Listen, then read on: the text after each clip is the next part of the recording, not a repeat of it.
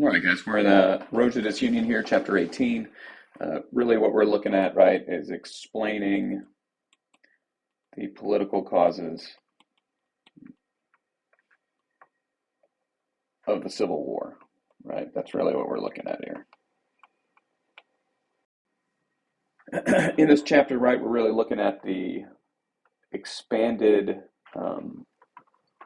tensions, right, over slavery, right, and how the government's going to attempt to try to fix it, and it's all going to fall apart.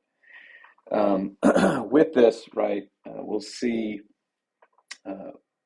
more types of literature, and it's not really in this chapter, but in other chapters. Now, in this chapter, right, it talks about Harriet Beecher Stowe and Uncle Tom's Cabin. Harriet Beecher Stowe had actually never been to the Deep South, but she had been to Kentucky one time, and she did notice how slavery affected people and how it affected her. The story, I believe, deals with like the separation of children and families and all those sorts of problems, and it becomes like a big instant hit, right? And in this, right, one of the interesting things is that media has a big effect on causes, right? In particularly, right, like how people vote or laws or whatever. Uncle Tom's Cabin will be big on pushing for the abolition movement. When we get to imperialism, we're going to talk about a book called The Jungle, and it will basically, help create the Pure Food and Drug Act, or the precursor to the FDA, right? So really, books nowadays, TV shows and movies and stuff like that can really motivate people to seek political change. But during this time period, right, it's going to be Uncle Tom's Cabin. So famously, right, when she meets President Lincoln, right, he says, "So you're the little woman that wrote the book that made this great war." Last time, right, we talked about the Kansas-Nebraska Act and how that allowed for popular sovereignty to organize these regions so that the Transcontinental Railroad could go through them. In doing that, basically each side began to try to fill the state with either pro-abolition or pro-slavery groups. So the New England Immigrant Aid Company was going to send around 2,000 people to Kansas, right, armed with rifles, to hopefully, bring abolition, right, to Kansas. Also, the Nebraskals out of Nebraska, hoping to abolitionize Kansas as well. And as it says right here, planting slavery in Kansas was a losing game, right? Kansas might be voted free under popular sovereignty. Also, right, there were only 2 slaves and around 107,000 people in Kansas in the 1860 census, and there were only 15 slaves in Nebraska. And when we get to Bleeding, Kansas, right, what's going to happen is the idea of taking valuable property, right, to where bullets were flying doesn't make a lot of sense, because you could lose the investment there. So what happens is Missouri, pro-slavery forces in Missouri will send what they refer to as the border ruffians into Kansas, okay? And they will set up their government at Shawnee Mission, while a Free Soiler established government at Topeka. Today, I believe the Kansas-Missouri rivalry is referred to as the Border War, stemming back to this event in particular. In the beginning of Bleeding, Kansas, you're going to see John Brown. We'll have a little bit more on John Brown in a second. Him and his sons will attack a group of men in Pottawatomie Creek, where they'll attack five men, supposedly were pro-slavery guys. They'll hack them to death with swords. And as it's talked right here, this kind of undermines a little bit of the Free Soil cause, but it also kind of shows you how fanatical John Brown is, either good or bad. With the groups of people flooding into Kansas, right, it eventually leads to civil war. And this will happen until it's folded into the Civil War proper. Basically, Bleeding Kansas will be a precursor to the eventual Civil War. And some of it stems from the Lecompton Constitution, which is what we talked about kind of earlier in the thing. And they basically opened up Kansas for statehood, and it allowed them to vote on a government. And basically,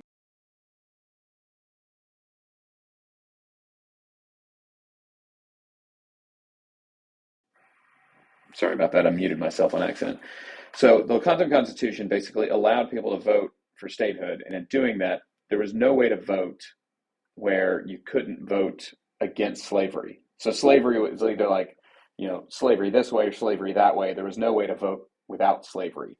So the pro-slavery groups didn't vote, and that's why they set up their extra legal government in Topeka, while the Shawnee Mission government was pro-slavery.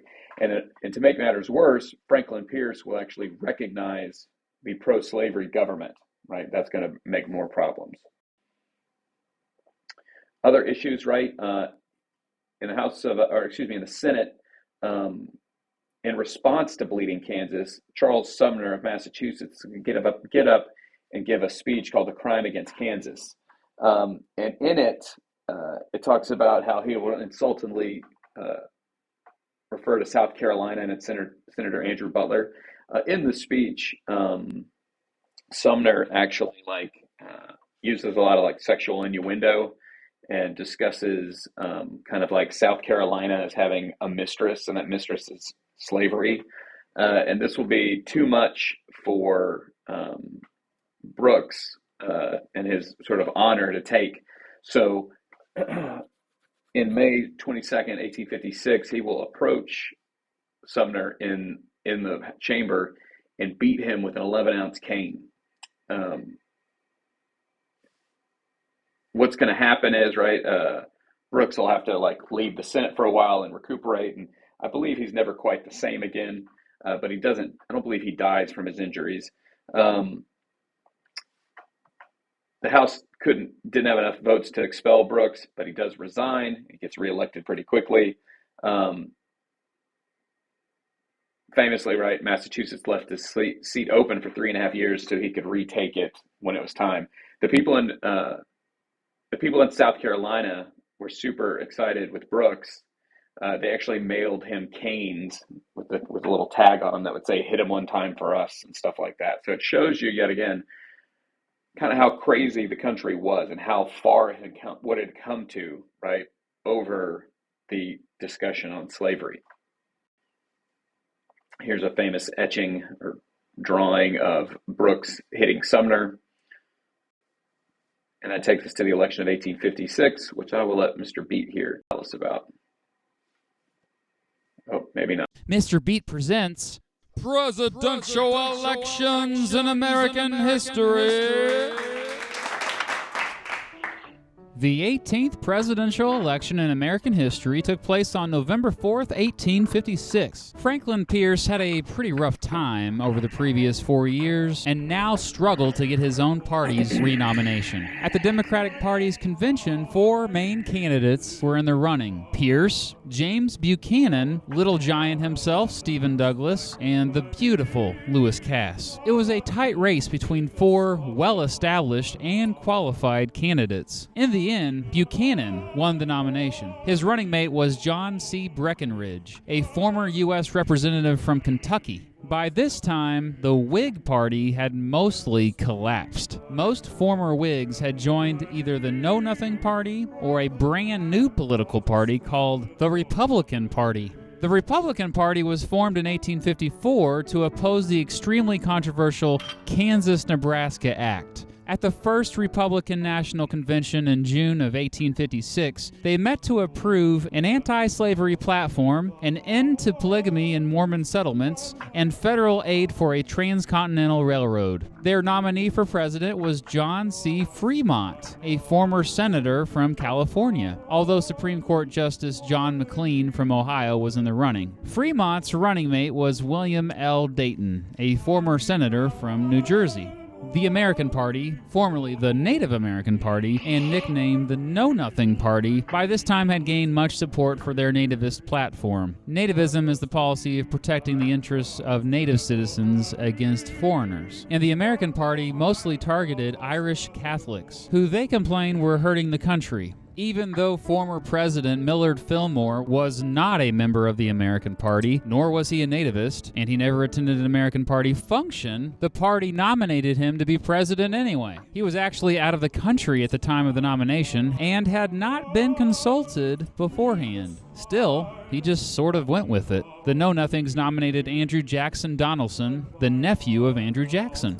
There were two other political parties that ran candidates for president, the deceptively named North American Party and the North American Seceders Party, but they were pretty insignificant, so we won't go into who they endorsed. Slavery was the inescapable issue of the day, and it would be quite an understatement to say the country was divided on the issue. The Republican Party unapologetically opposed expanding slavery out west. Its slogan was, quote, "Free speech, free press, free soil, free men, Fremont, and victory," unquote. The Democrats warned that a Fremont victory would bring a civil war. The American Party attacked Fremont also, calling him a Catholic, even though it wasn't true.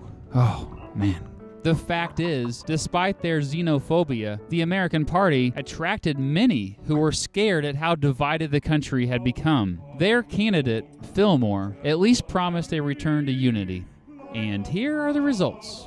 James Buchanan won, becoming the 15th president of the United States, despite not receiving a majority of the vote. He received 174 electoral votes and 45.3% of the popular vote. John C. Fremont finished pretty strong for a new political party. He received 114 electoral votes and 33.1% of the popular vote. Millard Fillmore came in third, receiving 8 electoral votes, so the state of Maryland, and 21.5% of the popular vote. John C. Breckinridge became the 14th vice president in American history. The success of the Republican Party was troublesome for many Southerners. After this election, the country seemed to be just hanging on, trying desperately to stay unified. By the next presidential election, a civil war was much more of a reality than just a talking point. Cheeks were in the bloom. Now I stand I'll see you for the next election, buddy. alone with the flowers, while they mingle their perfumes o'er thy tomb. Shall we never behold thee, never hear thy... All right. Now, the next big thing we're going to look at here, we'll go to the next slide actually because it's here too. Another thing that's going to exacerbate the slavery problem is going to be the Dred Scott decision. So what happens here is Dred Scott will be the slave of an army doctor, and he will be stationed around the country. And I want to say at one point he's stationed in Louisiana, I think, and he meets this woman, marries her, and then his owner actually purchases her as well, and they have a family and all sorts of stuff, right? But the crux of it is that Scott at some point had moved to Minnesota, which was a free state, and when his army doctor master dies, the Scotts had actually saved up money by doing odd jobs for people because his master had actually loaned them out and they got like tipped or whatever and all sorts of stuff like that. They had saved up some money, and they went to his wife, his widow, and asked to be freed and to buy their freedom, and she refused. So when doing that, they sued. Now, what happened is Roger Taney, and Taney's makes a lot of really bad Supreme Court decisions through this time period. He decides that one, slaves are private property and therefore couldn't actually be in court to begin with. And that two, since they are considered property, they can be taken anywhere because it's the government's job to actually uphold property as one of the inalienable rights. So basically, this ruled that in theory you could take your slaves anywhere. So the Southerners were excited. Champions of popular sovereignty didn't like it because, yet again, that overrides people's voting ability, and abolitionists obviously were really not happy about it. It's just another legal wedge driven between the northern and southern wings of a once united Democratic Party and just in general the country. Another thing that happens, and I didn't bring the video along for this one, is the panic of our financial crisis of 1857. Basically, as a result of inflation because of gold, the need for grain in the Crimean War caused basically like farmers to make a lot of money, right? And since that, people then in turn, much like the cotton and the panic of 1819, or maybe it was 1837, I don't remember off the top of my head, they borrowed too much money, so they leveraged themselves too much, and also over speculation on the railroads during this time. Europe's economy then takes a U-turn, and that causes our economy that is overstretched to really have a bad time. So over 5,000 businesses fail. The North and its grain growers are going to be hit the hardest. But what's going to be interesting here is the Southern cotton owners are kind of insulated from the problem because cotton was still in high demand.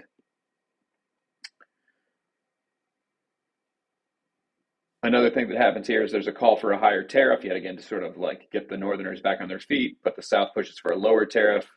And the panic of 1857 gave Republicans two surefire economic issues for the election of 1860. So farms for the farmless and protection for the unprotected, as we'll see. Around this time, we also get the emergence of Abraham Lincoln on the national stage, right? He is a one-time House of Representatives member. He is going to challenge Stephen Douglas, the guy that had the Kansas-Nebraska Act from Illinois. He's going to challenge him for his Senate seat. You can read all the stuff there about Honest Abe if you want. In challenging Stephen Douglas, they will have the famous Lincoln-Douglas debates.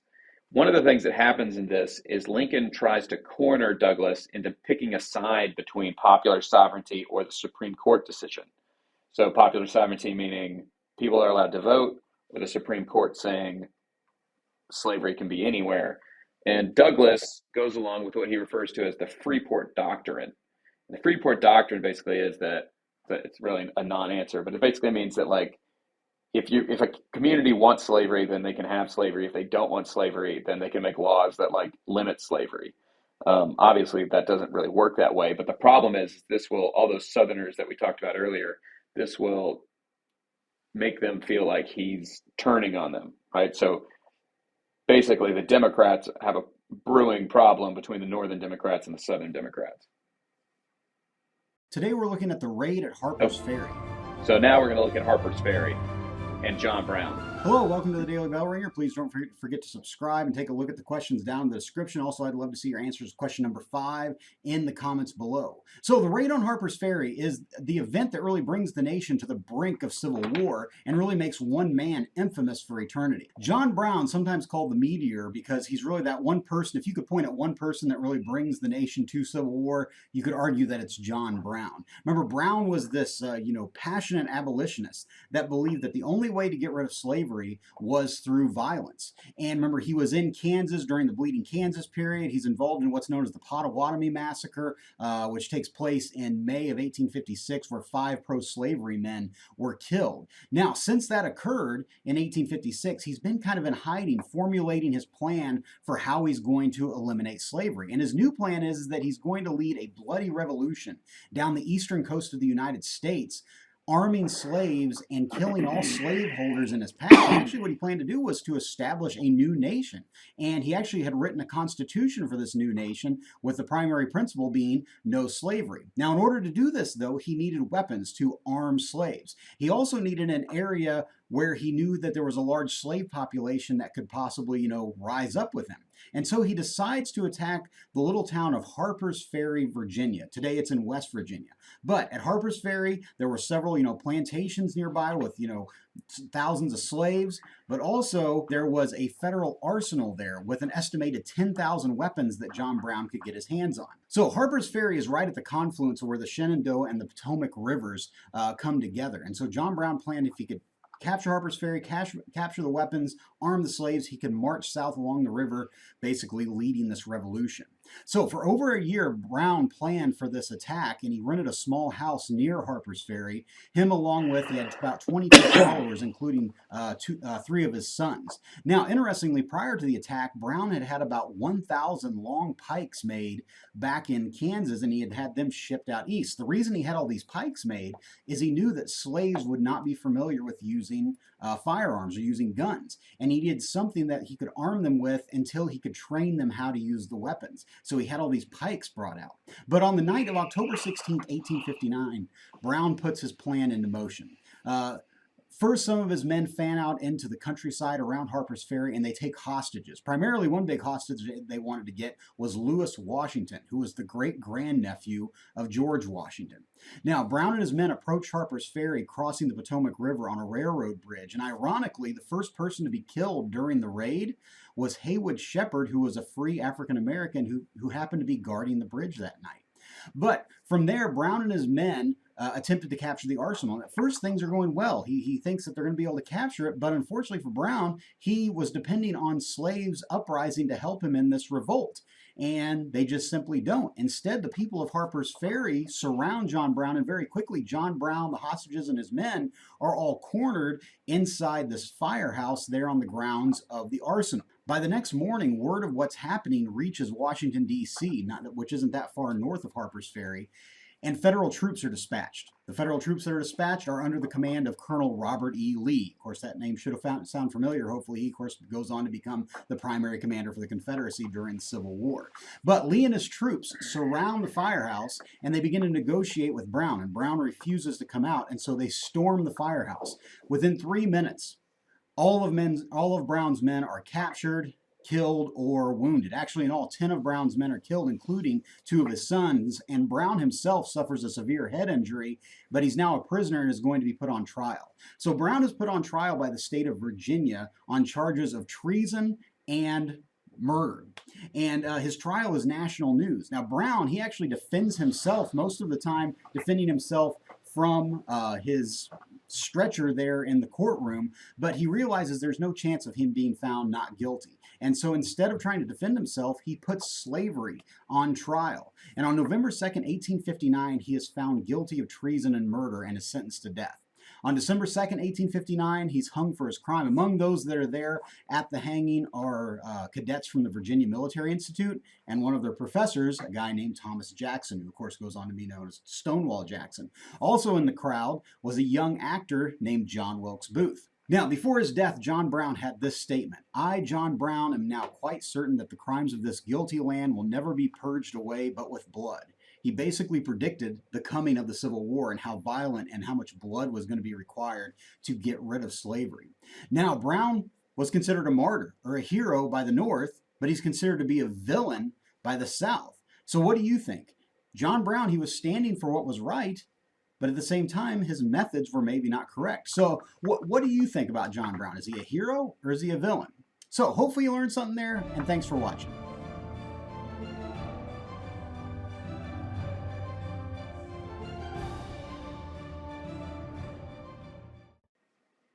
All right, and that takes us to an election of 1860. When we get back, we'll actually watch the Mr. Beat on this. I just didn't feel like pulling it over, but the Democrats are going to meet in South Carolina and nominate Stephen Douglas. Southerners see him as a traitor for the Freeport Doctrine, like I pointed out, so they leave, and eventually you'll have Northern and Southern Democrats. The Southern Democrats select John Breckinridge, the vice president. The Constitutional Party will select John Bell, and then the Constitutional Party is this middle of the road, kind of like just hold it all together. And then Lincoln will get the nomination for the Republicans. And you can see their pictures over here. What you can see here is pretty telling, right? Mainly the North is going to vote, the North and the West is going to vote for Lincoln, and the South is going to vote for Breckinridge. But the central votes here, right, are going to basically be skewed off of what should be the Southern Democrats. And so that allows for the election of Abraham Lincoln. With the election of Abraham Lincoln, South Carolina will meet 4 days afterwards and call a special session and basically start the chain reaction of secession. There will be an attempt, right, for the Crittenden Compromise, which will yet again be a way to like ensure slavery and all this sort of stuff, and Lincoln will reject it. 6 more states will vote to secede. 4 more will join later, bringing a total of 11 states in the Confederacy, or the Confederate States of America, formed by 7 seceding states in Montgomery, Alabama in February 1861, and they're going to choose Jefferson Davis as their president. And from the get-go, the South is going to be behind the 8 ball, militarily, population-wise, industrially, and we'll talk all about that when we come back. So, the time period right after Lincoln is elected, but before he takes office, where Buchanan is the president, will just make things worse. Buchanan blamed for not holding the nation together. He didn't think they could secede on their own. He couldn't find constitutional authority to stop them, right? And he doesn't really do much to get the army ready. When Lincoln becomes the president, he continues Buchanan's wait-and-see policy.